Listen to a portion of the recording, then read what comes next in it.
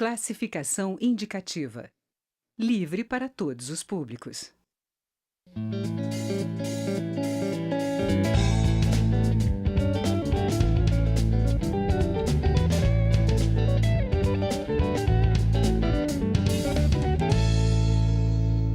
Olá!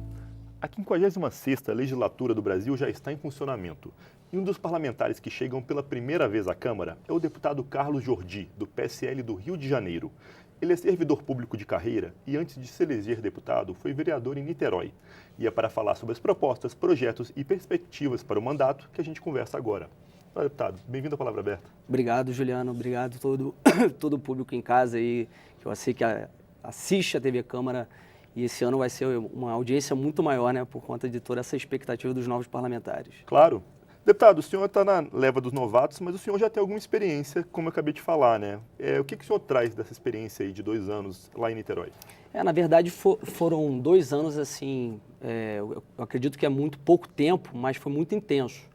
Eu trabalhei muito, de forma muito árdua, junto com a minha equipe, levantando sempre as nossas bandeiras que eu disse na época da eleição, lutando na questão da educação. Inclusive eu fui presidente da Comissão de Educação em Niterói, fazendo também sempre aquela questão da guerra de narrativas, que muitas pessoas às vezes acham que não é necessário, mas eu sempre falo que a esquerda durante muito tempo ela monopolizou o discurso nos ambientes legislativos e faziam ali as suas narrativas sem ter um contraponto.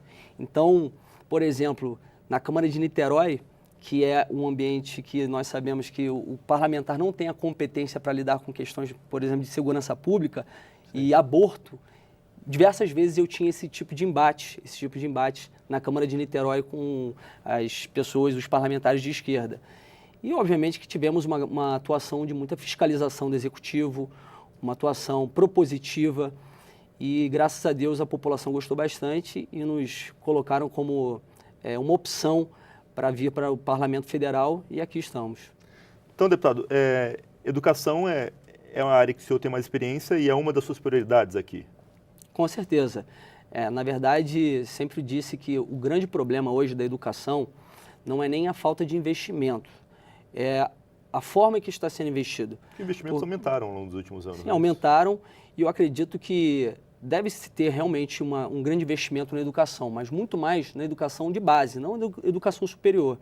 E mais, deve-se investir não na educação nesse método que hoje em dia está sendo disseminado nas salas de aula, que é o método Paulo Freire de ensino, que é o socioconstrutivismo, que na verdade fez com que as salas de aula não fossem mais ambientes para se transmitir o conhecimento. O professor ele não é mais colocado como aquela pessoa que está em uma posição superior e que transmite conhecimento para o aluno.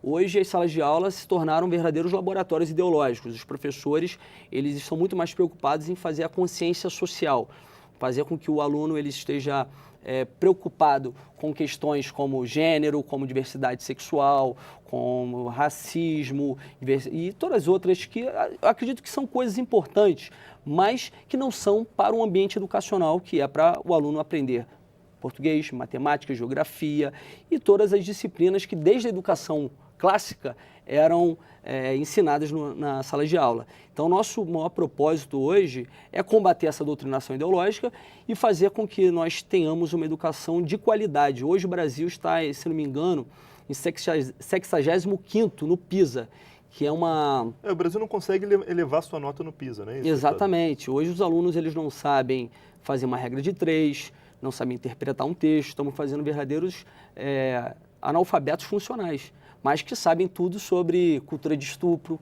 sabem tudo sobre gênero e outras questões que não são importantes, ao menos para a sala de aula. Deputado, seguindo um pouquinho, além da educação, que aparentemente é o seu primeiro tema, o senhor também tem uma preocupação quanto à segurança, não é isso? Sim, com certeza. Nós sabemos que hoje a violência ela está cada vez mais avassaladora pelo Brasil, vem crescendo de forma muito grande no Brasil inteiro. O Rio de Janeiro sofre demais com isso. Especialmente, né, deputado? Exatamente. Isso se dá tanto pelo garantismo penal do judiciário e também pela falta de capacidade que se dá para as polícias atuarem. Hoje se fala muito que as polícias elas estão fazendo um trabalho de enxugar gelo, e realmente é um trabalho de enxugar gelo, por quê? Porque prende, aí eles vão presos, o sujeito de repente cometeu um crime hediondo como estupro ou latrocínio, e ele ainda tem direito, as penas além de serem muito brandas, ele ainda tem direito à progressão de regime, à liberdade condicional, indulto. Para vocês terem uma ideia, a nossa legislação tem tantos benefícios penais que até um estuprador tem direito a uma progressão de regime. A progressão de regime para um cidadão que cometeu, um bandido que cometeu um crime comum, como um furto, Sim. é de cumprimento de 1/6 da pena. Um estuprador, ele cumprindo 2/5 da pena, ele tem direito a poder progredir, para progredir a sua pena. E isso é inaceitável num país como o nosso, que sofre cada vez mais com a violência. O vagabundo, o criminoso, ele só respeita o que ele teme. E nosso sistema penal, obviamente, que não gera nenhum temor para o bandido. Por isso que eles prosseguem nessa prática, porque eles sabem que eles, mesmo sendo presos, em pouco tempo eles são colocados nas ruas. Então temos que fazer uma reforma penal. Essa é uma das maiores intenções, maiores objetivos, tanto do governo Bolsonaro quanto também dos parlamentares da base, fazer uma reforma penal para que essas penas, além de serem endurecidas, para que também haja pelo menos, se não forem revogados esses benefícios penais, mas que eles não sejam com critérios tão frouxos para qualquer um. Não seja uma questão assim que qualquer cidadão, qualquer criminoso possa ter direito à progressão de pena, à liberdade condicional. Temos que fazer uma reforma penal. E mais do que isso, já que falou de segurança pública, claro, a gente também tem que falar da segurança individual de cada cidadão, o direito da legítima defesa, a questão da Lei 10.826, que é o Estatuto de Desarmamento, que, contrariando a decisão da população, que, se eu não me engano, foi em 2003, naquele plebiscito, no plebiscito, ou foi no referendo? Foi um referendo. Foi um referendo. Perdão. Em que a maioria da população foi contrária ao cerceamento do cidadão ter acesso a porte ou à posse da arma de fogo. Eles colocaram essa lei que foi totalmente arbitrária, que inclusive foi referência para a Venezuela. A Venezuela copiou o nosso modelo para lá, e vocês veem hoje como é que estão. A população lá totalmente à mercê do governo e sendo subjugada por um governo que eles não conseguem nem se insurgir contra eles. E hoje nós não temos esse direito. O cidadão hoje anda nas ruas sabendo que está desarmado, e os bandidos sabendo que ele também está desarmado e podendo fazer todo tipo de crime.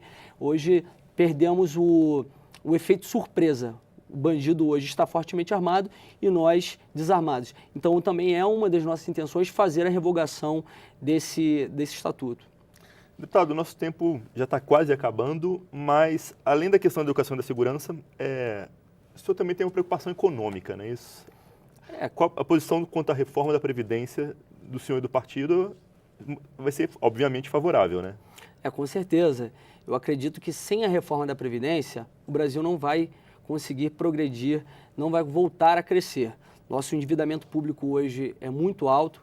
Hoje, o nosso orçamento é só para rolagem da dívida.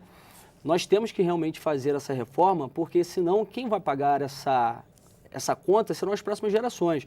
A nossa população ela está envelhecendo mais, estão nascendo menos pessoas, e se não se fizer essa reforma, o endividamento vai ficar cada vez maior, vai ficar insustentável e, obviamente, que não vai se ter credibilidade nenhuma internacional, até mesmo para os investimentos. Nós somos a favor da reforma da Previdência. A população tem que entender que é uma medida impopular, mas uma medida extremamente necessária. E essa questão que muitas vezes começa a ser disseminada aí por certos setores, dizendo que, na verdade, a reforma da Previdência vai tirar direitos do trabalhador, é uma mentira. É necessário fazer porque a nossa Previdência, da forma que ela é deficitária. As pessoas estão vivendo mais, né, deputado? As pessoas estão vivendo mais e, como eu disse, menos nascimentos. Tá ótimo. Muito obrigado, deputado Carlos Jordi, pela sua participação aqui no Palavra Aberta. Bem-vindo à Câmara. Obrigado, Juliano. Obrigado aí à população. Espero que tenham gostado e acompanhem nosso mandato. Obrigado, deputado. A gente que agradece. Eu sou Juliano Pires e este é o Palavra Aberta. Você pode conferir esta e outras edições do programa no site câmara.leg.br/palavra aberta. Fica por aqui. Até mais. Obrigado.